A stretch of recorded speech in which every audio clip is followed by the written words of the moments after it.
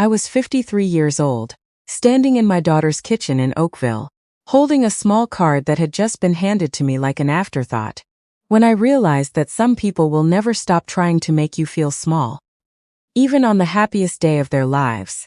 Let me back up. My name is Patricia and I have 2 daughters. Cecile is my oldest. She turned 31 the spring before her wedding.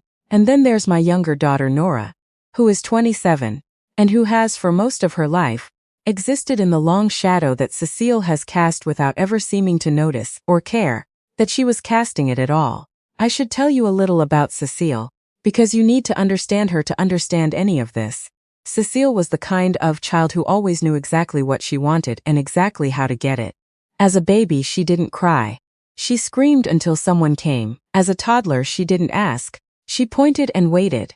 By the time she was in elementary school at St. Catherine's in Burlington, she had learned that the most effective way to get what she wanted was not to throw tantrums but to perform. To smile at the right people, to say the right things, and to make everyone around her feel like they were lucky to be in her presence.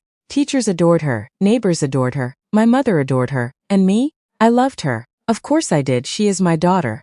But there were times, many times, when I looked at Cecile and felt a quiet unease that I never quite had words for. Like watching a beautiful painting and slowly noticing, the longer you stare, that something in it is slightly off. Nora was different from birth.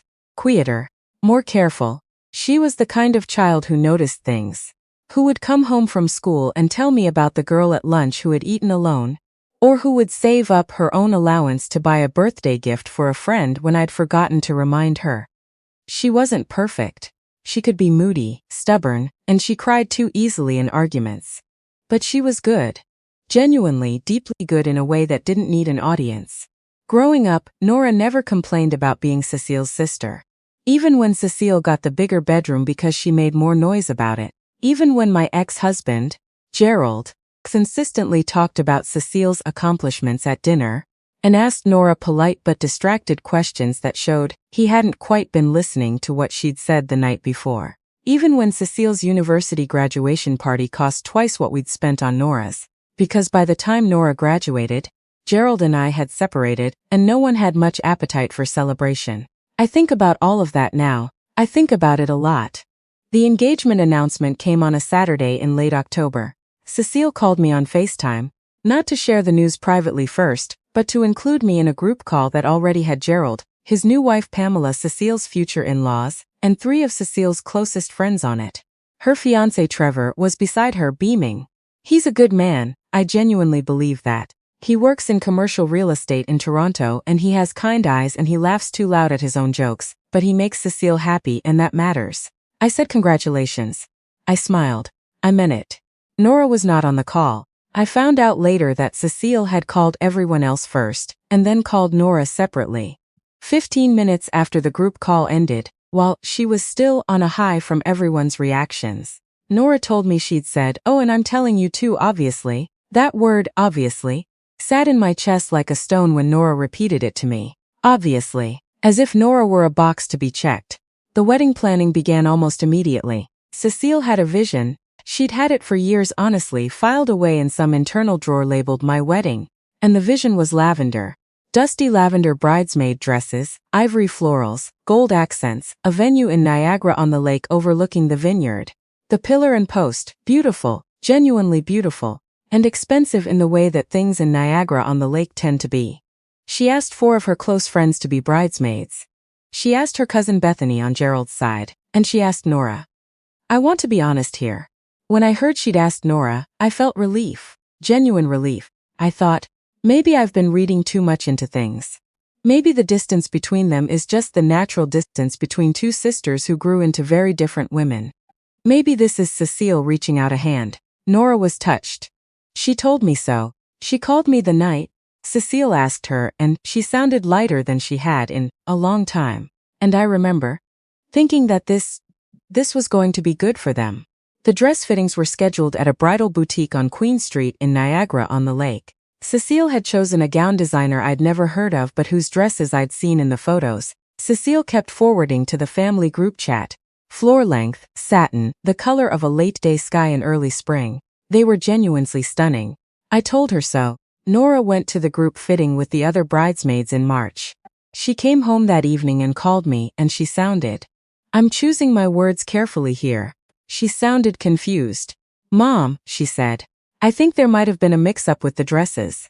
I asked her what she meant. When we got to the boutique, all the dresses were there. 5 lavender ones, all different sizes, all tagged with names. And then there was a 6th one, tagged with my name, and it was, Mom, it was bright coral. Like neon almost. Not a blush, not a pink, not even a salmon. It was coral. I didn't say anything for a moment. Nora continued, her voice careful, measured, the way she gets when she's trying not to cry. It was a size 14. I'm a size 8. I asked if she'd said something to Cecile. Cecile was there. She saw the whole thing. She looked at the dress and then looked at me and said, oh, that must be the one they had left in stock. It was the only one available in your size range. My size range. Nora is a size 8. She has been a size 8 since she was 22 years old. A size 14 is not by any stretch her size range. I asked Nora what she said back. I asked her what she meant by my size range, and she said, well, I just meant they were out of lavender in smaller sizes, so this was what they could get. And then one of her friends jumped in and said something about how coral would be cute, and Cecile kind of. She moved on, started talking about shoes. And I just stood there holding this dress. I sat with that for a long time after we hung up. Here is the thing about Cecile that took me years to fully understand. She is not impulsive. She does not make careless mistakes. Everything Cecile does, she has thought about. Every word she uses has been chosen. So when I heard the story of the dress, the coral dress, the wrong size, the ready excuse, I felt that old unease again, the one I never quite had words for. And this time the words came. She did this on purpose. I didn't say that to Nora. I didn't want to plant something in her head that she hadn't yet arrived at herself. I just asked her how she felt. I feel like maybe I'm overreacting, she said. And that was the part that broke me a little. Because that's what Nora always said. That's what we'd trained her to say, without meaning to. Every time she had a reaction to something Cecile did, someone in our family would find a gentle way to suggest that maybe she was being a little too sensitive, reading too much into things, not seeing the full picture. For years and years and years. I told her she was not overreacting. I told her the dress situation was strange and worth clarifying. I told her to reach out to Cecile directly and ask, plainly, whether there was any possibility of getting a lavender dress in her actual size before the wedding. Nora did. She texted Cecile that night. Cecile's response, which Nora screenshot and sent to me, was, the boutique confirmed that lavender in your size isn't possible this close to the date. I know it's not ideal, but I think you'll look beautiful regardless. I know it's not ideal. I sat on my couch in my house in Hamilton. I'd moved there after Gerald and I split, smaller place, nicer neighborhood than people expect. And I read that text message 3 times. And I thought about the fact that Cecile had booked this wedding 14 months in advance. 14 months. The invitations had been designed in January. The centerpieces had been selected in February. The menu had been finalized in March. But somehow for Nora's dress, there had been no size, no color match, and no time left to fix it. Nora called me 2 days before the wedding. She told me she'd decided to wear the coral dress. I asked if she was sure. She said, I've been thinking about it a lot, Mom, and here's the thing. I'm not going to let her win whatever game she thinks she's playing. I'm going to wear that dress and I'm going to stand up there with a smile on my face. And if it looks strange, that's not my problem. That's hers. I told her I was proud of her. She laughed a little, that dry, quiet laugh she has. I just don't want to give her the reaction she's waiting for. And right there, in that phone call, my 27-year-old daughter showed more grace than I could have managed at her age. The wedding was on a Friday in mid-June. The venue was everything the photos had promised. Rolling vineyard views, warm stone walls, evening light that came in gold and long through the tall windows. The flowers were beautiful. The guests were dressed beautifully. And the 5 bridesmaids in their dusty lavender gowns looked like something out of a magazine. And then there was Nora. I want to describe this accurately because it matters. The coral dress was, there's no kind way to put this, visually jarring against the lavender, not in a quirky, intentional way. In a way that made people look twice, look away, and then look it again. It was too bright. It was the wrong size. gathered and slightly bunched at the waist, even though Nora had done what she could with a safety pin at the back. She stood at the end of the line of bridesmaids and she smiled and she held her bouquet, and she was, despite everything, dignified. But I watched people's eyes. I watched guests glance at the bridal party and pause, visibly confused at Nora.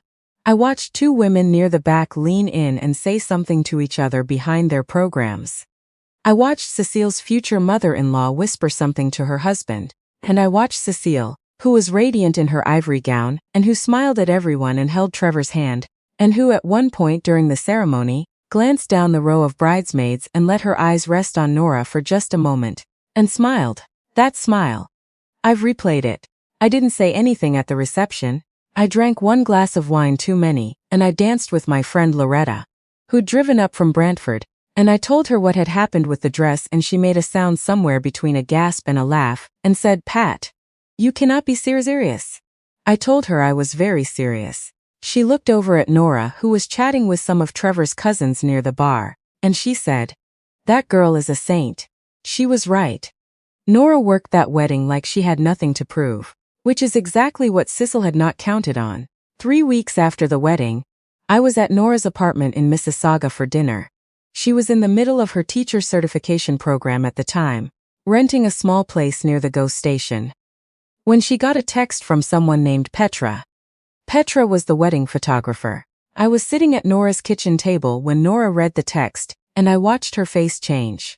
She went very still, the way she does when something is significant, and then she looked up at me. "You need to read this," she said. She slid her phone across the table. Petra's message said, "Hi Nora, I hope you don't mind me reaching out. I've been editing the wedding photos, and I wanted to be in touch with you directly about something. I noticed there were some notes in the original booking for what I think you should know about. I'm sorry to bring this up. It's not normally something I'd share, but I felt like it wasn't right to stay quiet about it either. Can we talk?" Nora had already replied, "Yes, please call me anytime." Petra called that same evening, while I was still at Nora's apartment. Nora put her on speaker. What Petra told us was this. She had been booked by Cecile over a year before the wedding. When she'd gone back through her original booking notes, she keeps detailed notes on every wedding, color palettes, key family members, specific requests. She found a note she'd made during a planning call with Cecile 8 months before the wedding. The note said, "Bride request 6th bride, sister, coral not lavender. Bride confirmed intentional for contrast. Do not photograph sister in center groupings. Capture ceremony shots from angles that minimize her." Nora didn't say anything for a moment after Petra finished reading it. Petra's voice was gentle. "I feel terrible that I didn't catch this sooner and push back on it," she said. I followed my notes without questioning them because they came directly from the bride. But when I started editing and I could see, it was obvious that the dress was wrong, and the angles I'd been given were, it just didn't sit right with me. And I looked back at my notes and I thought, someone should know. Nora thanked her quietly. After Petra hung up, Nora and I sat in her kitchen for a long time without talking. Finally, Nora said, 8 months before the wedding. That was all she said, but we both understood what it meant. 8 months before the wedding, Cecile had called her photographer and given specific instructions to document Nora as minimally as possible, to dress her in the wrong color, to treat her as a blemish to be edited around rather than a sister to be celebrated. This had not been a last-minute petty impulse. It had been a plan. I want to tell you that I was angry. I was. But mostly what I felt was a grief that I didn't entirely know what to do with. Grief for the relationship between my daughters that I had spent decades trying to tend to like a plant that refused to take root. Grief for Nora, who had spent her life graciously giving her sister the benefit of the doubt. Grief for every birthday dinner, where I'd redirected conversations, every Christmas where I'd smoothed things over, every time I'd gently suggested to Nora that maybe she was being a little too sensitive. I had not protected her enough. I see that now. Nora asked me what she should do. I said, "That's your decision. Whatever you decide, I'll back you." She thought about it for 2 days, and then she forwarded Petra's message, with Petra's permission, to Trevor. Not to Cecile. To Trevor. She sent it with a single line. "Trevor, I think you deserve to know what was planned for your wedding. Not for drama. Just because I think honesty matters. And I think you're a good person. Trevor called Nora within the hour. I don't know exactly what he said because Nora took the call in her bedroom, but she came out 40 minutes later and she looked. I don't know how to describe it. Wrung out but lighter somehow. She told me Trevor was shocked. That he'd said he'd had no idea. That he'd asked her for time to process it. She told me she'd said, "Take whatever time you need. I'm not trying to blow up your marriage. I just couldn't pretend I didn't know." I don't know everything that happened between Trevor and Cecile after that. That's their marriage and their privacy. And I've respected the boundary. What I do know is that Trevor called me 2 days later to apologize. Not on Cecile's behalf. He was careful to make that clear. He apologized for the fact that Nora had been treated that way at a wedding where she should have been celebrated. I thanked him. I meant that too. Cecile called me a week after that. She was controlled, the way she always is when she's actually angry. Voice level, words chosen carefully. No shouting. She said that Nora had gone behind her back. That Petra had violated their client confidentiality agreement. That the notes had been taken out of context. That Nora had always been determined to make Cecile's milestones about herself. I listened. I let her finish. And then I said something I had never said to Cecile in 53 years of being her mother. I said, "Cecil, I love you, but I am not going to tell you that what you did was acceptable, because it wasn't, and I am not going to ask Nora to apologize for telling the truth." There was a long silence. Cecile said, "I can't believe you're taking her side." I said, "I'm not taking sides, I'm telling you what I believe." She hung up. We didn't speak for just over 2 months. That was hard. I won't pretend otherwise.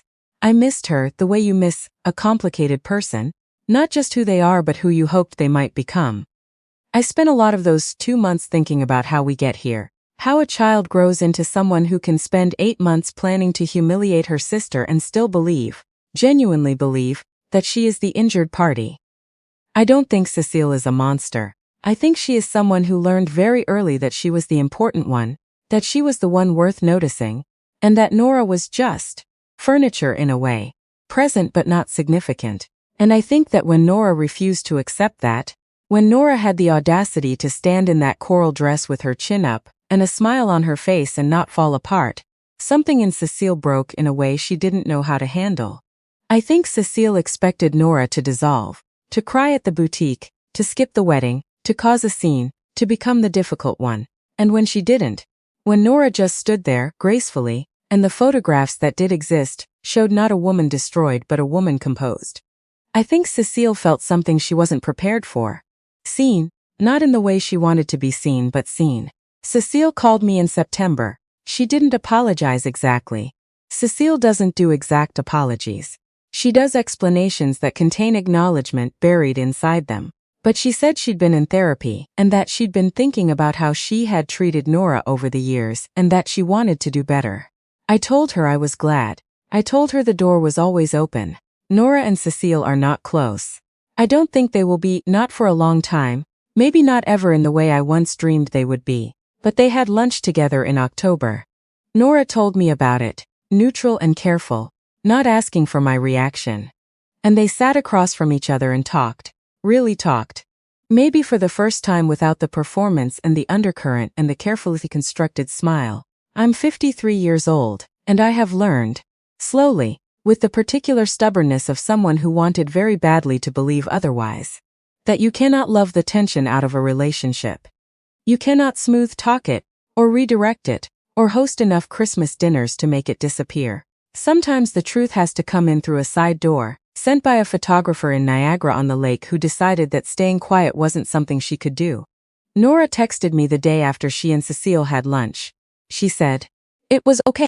Better than okay, actually. She was different. I don't know if it lasts. But it was okay." I read that text standing at my kitchen counter in Hamilton, with my coffee going cold in my other hand. And I felt something settle in my chest that I hadn't known was unsettled. It was okay. For now, that's enough.